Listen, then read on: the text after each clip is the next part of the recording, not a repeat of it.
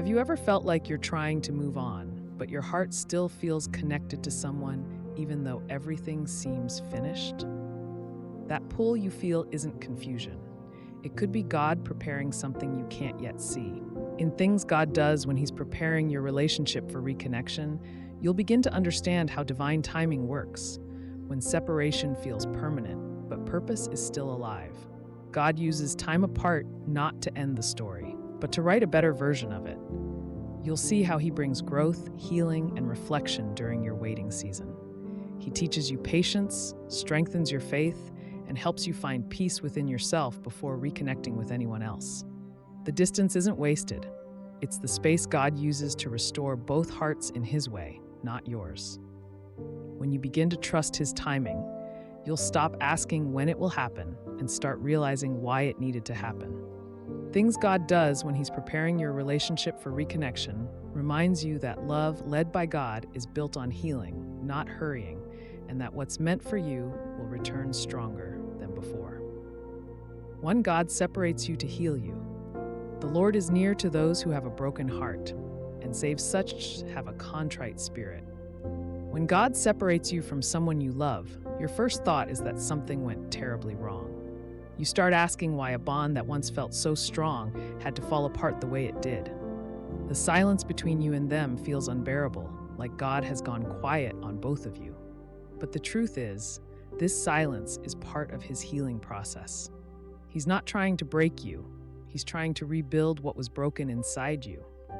You can't see it yet, but this distance is saving you from emotional patterns that would have kept you in the same cycle of pain. Sometimes God allows space so He can reach the parts of you that another person could never touch. You may have loved deeply, but love doesn't always heal everything sometimes. Separation does. You start realizing that maybe you needed this time more than you thought. You needed to learn how to stand again without leaning on someone who couldn't carry your weight. You needed to discover who you are without defining yourself by what you lost. And in those moments when you think it's over, God whispers that He's not done. He's just changing the setting for your growth. He takes you through quiet seasons so He can restore what was buried under the noise of emotions. He heals wounds that you tried to cover with distractions, people, and false peace. You'll find that when the tears stop falling, your faith starts strengthening. You stop chasing closure from people and start finding healing in God's presence. That's when you realize that God separated you, not to destroy what was real, but to rebuild what was healthy. And if the connection was truly meant by Him, the healing you're going through right now will be what prepares both hearts for reconnection later. 2 God convicts you of pride. When pride comes, then comes shame, but with the humble is wisdom. Pride is one of the hardest things to see in yourself until God holds up a mirror. He allows moments of conviction not to embarrass you, but to open your eyes to how pride might have damaged something sacred. You start to realize how many times you responded from defense instead of understanding. You think back to all the times you said words that built walls instead of bridges. And when that conviction hits, it's not condemnation, it's clarity. God starts showing you that pride doesn't protect your heart, it isolates it. He begins revealing how your silence, your stubbornness, or your unwillingness to apologize kept distance alive longer than it had to be. At first, you resist it because it hurts to admit you were wrong too. But that's where healing begins, in the space between regret and humility. You start to see how peace matters more than proving a point. You learn that real love can't breathe in an environment where pride leads every conversation. So God breaks the pride before it breaks the relationship completely. He allows humbling experiences that teach you how to listen instead of lecture, and how to yield instead of react. He replaces the need to win with the desire to understand. He takes away the urge to defend yourself and replaces it with the strength to say, I could have done better.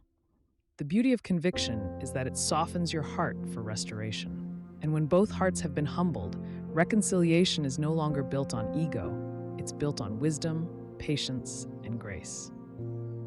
3 God removes distractions that block peace. You will keep Him in perfect peace, whose mind is stayed on you, because He trusts in you. There comes a season where it feels like everything around you starts falling apart at once. People drift away, plans don't work out, and the things that once excited you no longer feel fulfilling. You start wondering if you're doing something wrong, but what's really happening is divine rearranging. God is removing distractions that have been standing between you and His peace. He knows you can't hear His voice clearly when your life is cluttered with noise. So, He starts pulling away what was stealing your focus, even if it hurts. The texts stop coming, the opportunities pause, and suddenly it's just you and Him again. That quiet space feels uncomfortable at first because you've gotten used to constant motion. But in that stillness, you begin to feel peace taking root where chaos once lived. He's detoxing your spirit from dependency, teaching you how to live without constantly checking if someone is still choosing you. He's reminding you that your peace doesn't depend on who stays, but on your ability to stay centered in Him. You start noticing that as the wrong people leave, the right things begin to come. And that's when you see that everything He removed was blocking what He was trying to bring. Peace is the proof that the pruning is working. When God clears your path, it's because He's preparing a foundation where love can grow in stillness instead of stress. And once peace becomes your priority, you'll never chase distraction disguised as connection again. 4. God helps you forgive. And be kind to one another, tender-hearted, forgiving one another, even as God in Christ forgave you. Forgiveness is one of the hardest lessons God teaches when He's preparing you for restoration. You think forgiving means you have to forget, but God shows you it's really about releasing. You've held on to words that hurt and moments that wounded your heart more than you wanted to admit. But God begins working on that bitterness little by little, softening the parts of your heart that grew cold. He reminds you that forgiveness doesn't excuse what they did. It just frees you from carrying it. When you hold on to resentment, you chain yourself to the pain that broke you. But when you release it, you open the door for healing to finally enter. At first, you might not want to pray for them, but then one day you do, and you realize how far you've come. You stop needing an apology to find peace. You start choosing peace even without closure. And that's when forgiveness becomes your liberation. God starts giving you compassion for what you once couldn't understand. He reminds you that the same grace that covered your mistakes can cover theirs too. You no longer look back with anger. You look back with gratitude for the lessons. Forgiveness doesn't mean reconciliation right away, but it prepares your heart for it when the time comes. Because a heart that forgives freely can love freely again. 5. God teaches you self-control. He who is slow to anger is better than the mighty, and he who rules his spirit than he who takes a city. Before God reconnects you with anyone, He has to make sure you can manage your emotions.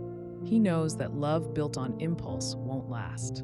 So He teaches you patience through delayed answers, unanswered texts, and moments that test your self-control. You learn how to sit in silence without reacting, and how to feel emotion without letting it rule your decisions. Every time you want to respond out of frustration but choose peace instead, you're growing stronger spiritually. God shows you that silence is not weakness, it's wisdom. He uses small conflicts to test your reactions and shape your restraint. He teaches you that not every conversation deserves a reply, and not every emotion deserves an audience. As you grow, you start realizing how much calmer your spirit feels when you respond with grace. Your peace becomes your power. He's preparing you to handle future disagreements with maturity instead of anger. He's molding your character so that when love returns, it meets a version of you that knows how to protect peace rather than destroy it.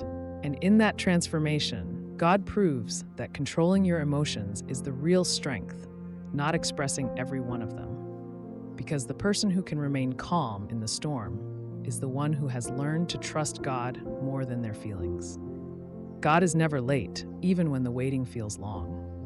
Every season has meaning when you let Him guide your heart. If the content inspired you, please like, comment, and subscribe to Pure Inspirational. Be blessed.